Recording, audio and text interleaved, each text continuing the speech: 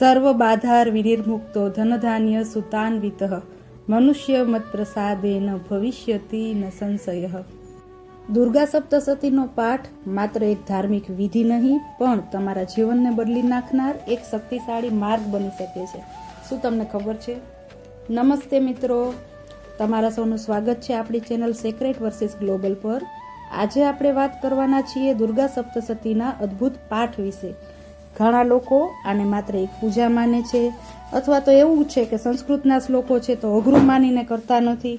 પણ શું તમે જાણો છો કે આ પ્રાચીન ગ્રંથમાં છુપાયેલી છે એવી અનેક શક્તિઓ અને એવી અનેક વાર્તાઓ, કહાનીઓ કે જે તમારા જીવનમાં નવી દિશા આપી શકે છે. આ વિડીયોમાં આપણે જાણશું દુર્ગા સપ્તશતીની અમુક રોચક વાર્તાઓ અને તેના પાઠનું મહત્વ. આ ઉપરાંત તેને શીખવા અને અપનાવવાનો શ્રેષ્ઠ માર્ગ જે તમે સરળતાથી શીખી શકશો. તો અંત સુધી ચોક્કસ જોડાયેલા રહેજો. સૌથી પહેલા ચાલો સમજીએ કે દુર્ગા સપ્તશતી શું છે. આ દેવી ભાગવત પુરાણનો એક અત્યંત મહત્વપૂર્ણ ભાગ છે, જેમાં 700 શ્લોકો આવે છે. તેને ચંડીપાઠ તરીકે ઓળખવામાં આવે છે.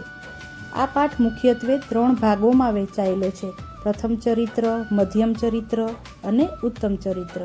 દરેક ચરિત્રમાં દેવી દુર્ગાની અલગ અલગ શક્તિઓ, મહાલક્ષ્મી, મહાકાળી અને મહાસરસ્વતી, એના શક્તિઓ અને રૂપનું વર્ણન કરવામાં આવેલું છે, જેમણે રાક્ષસોનો સંહાર કરીને સૃષ્ટિનું કલ્યાણ કર્યું.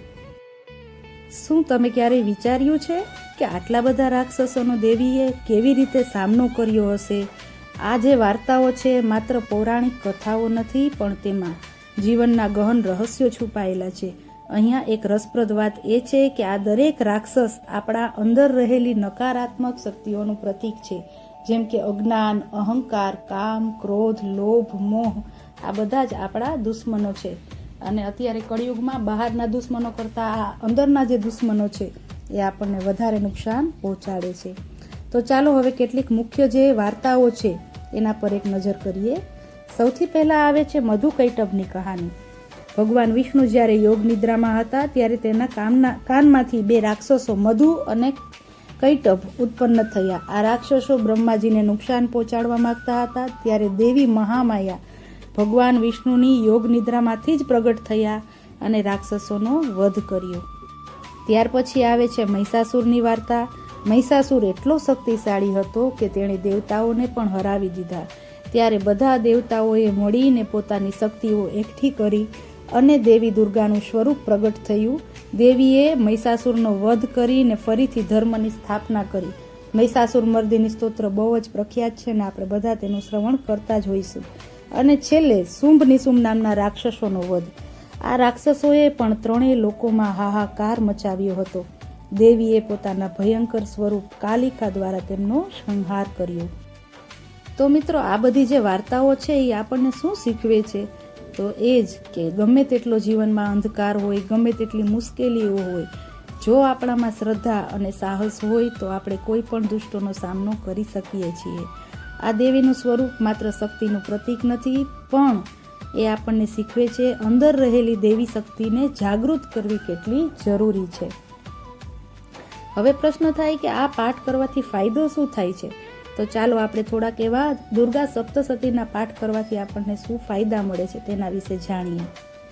મિત્રો, અમુક બાબતો છે જે શબ્દોમાં વર્ણવવી મુશ્કેલ છે, પરંતુ હું પ્રયત્ન કરું છું, તમને અનુભવથી વધારે તમને ખ્યાલ આવશે.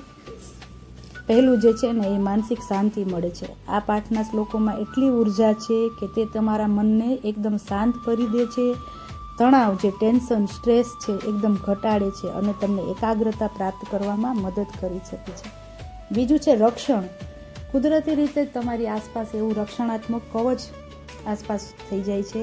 એવી માન્યતા છે કે દુર્ગા સપ્તશતીનો નિયમિત પાઠ કરવાથી નકારાત્મક શક્તિઓ અને ખરાબ પ્રભાવોથી રક્ષણ મળે છે. જાણે કે દેવી તમારી આસપાસ એ સુરક્ષા કવચ બનાવી દે છે. ત્રીજું છે આધ્યાત્મિક વિકાસ. આ પાઠ તમને દેવી સાથે જોડવામાં મદદ કરે છે, તમારી આંતરિક શક્તિને ઓળખવામાં અને આધ્યાત્મિક રીતે વિકાસ સાધવામાં સહાયક બને છે. અને સૌથી અગત્યનું, આત્મવિશ્વાસ. જ્યારે તમે આ શક્તિશાળી મંત્રોનો જાપ કરો છો ત્યારે તમારામાં એક નવી હિંમત અને આત્મવિશ્વાસ આવે છે. અહીંયા એક વાત ખાસ ધ્યાનમાં રાખવી કે આ માત્ર શ્રદ્ધાની વાત નથી, પણ મંત્રની ધ્વનિ ઉર્જા સાઉન્ડ ઓફ એનર્જી પણ આપણા મન અને શરીર પર સકારાત્મક અસર કરે છે. Not only religious fact but spiritual with scientific fact. મિત્રો, આમાંથી કયો ફાયદો તમને વધારે પ્રેરણાદાયક લાગ્યો તે ચોક્કસ કહેજો. અને તમે પણ શું ઈચ્છો છો કે તમે પણ દુર્ગા સપ્તશતી પાઠ કરશો? મને ચોક્કસ જણાવજો, કોમેન્ટમાં ચોક્કસ લખજો. મેં પણ જ્યારે પહેલી વાર આ પાઠ કરવાનો પ્રારંભ કર્યો, બરાબર, મારો પ્રિય વિષય પણ છે સંસ્કૃત અને મને ગમે પણ છે, પણ ત્યારે મને પણ થોડુંક અઘરું લાગ્યું હતું. ધીરજ રાખી અને ધીમે ધીમે મેં શીખ્યો અને હવે હું કરી શકું છું આરામથી.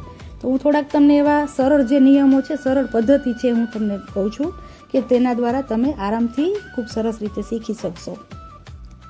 આજકાલ તો ઘણી બધી એટલી યુટ્યુબ ચેનલો છે, વેબસાઇટ્સ છે, એપ્સ પણ છે જે દુર્ગા સપ્તશતીના પાઠ શીખવે છે. તમે કોઈ પણ સારું જે હોય પ્રકાશક એનું તમે દુર્ગા સપ્તશતીનું પુસ્તક લો અને તેમાંથી તમે વાંચતા જાઓ અને સાથે સાથે ચેનલ પર જે સારી રીતે પઠન કરવામાં આવેલું હોય એવી ઓડિયો જે છે એ સાંભળો અને તમે સાથે સાથે તમે પણ એના શ્લોક બોલતા જાઓ. એક પદ્ધતિ એ છે. આ ઉપરાંત કોઈ ગુરુ અથવા કોઈ જાણકાર જે સંસ્કૃત ભાષાના જાણકાર હોય, સાથે આધ્યાત્મિક જ્ઞાન પણ ધરાવતા હોય એવા વ્યક્તિ પાસેથી તમે શીખો. બીજું કે નિયમિત અને શ્રદ્ધાપૂર્વક રોજની ભલે 10 જ મિનિટ તમે ફાળવો કે રોજની 25, જેટલો તમારી પાસે સમય હોય થોડો પાઠ શીખવાનો પ્રારંભ કરો. એક શ્લોકથી શરૂઆત કરો અને સૌથી મોટી વાત, શ્રદ્ધા રાખો. માત્ર શબ્દો છે એમ નહીં, શક્તિશાળી ધ્વનિ તરંગો છે જે તમારી આસપાસની ઉર્જાને બદલી શકે છે. હવે હું તમારી સમક્ષ એવી થોડીક ટિપ્સ રજૂ કરું છું કે જે મેં પોતે ફોલો કરી હતી અને સરળતાથી મને પણ આવા જે લાંબા જે સ્તોત્ર છે, આવી રીતે જે આખું જે સપ્તશતી આખું ચરિત્ર છે, આપણે સરળતાથી વાંચન કરી શકીએ અને સમજી પણ શકીએ. તો પહેલું તો એ કે નાના શ્લોકથી શરૂઆત કરવી. શરૂઆતમાં આખો પાઠ કરવાનો પ્રયાસ ન કરો.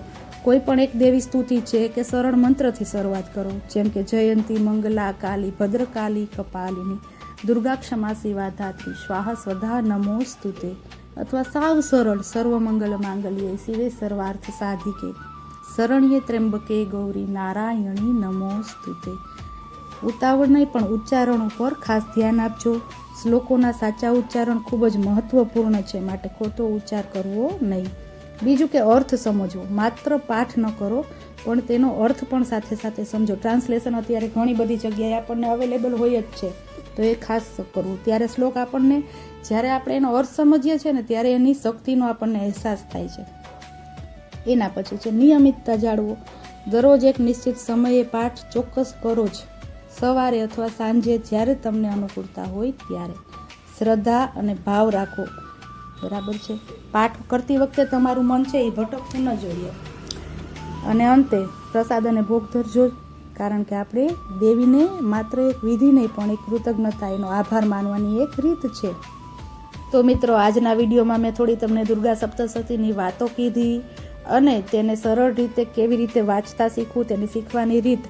જો તમને મારો વિડીયો ગમ્યો હોય તો ચોક્કસ મારી સાથે જોડાજો. આવા ને આવા નવા વિડીયો હું તમારી સાથે શેર કરતી રહીશ. અને કોમેન્ટમાં જય માતાજી ચોક્કસ લખજો. જય શ્રી કૃષ્ણ, જય માતાજી, મહાદેવ હર.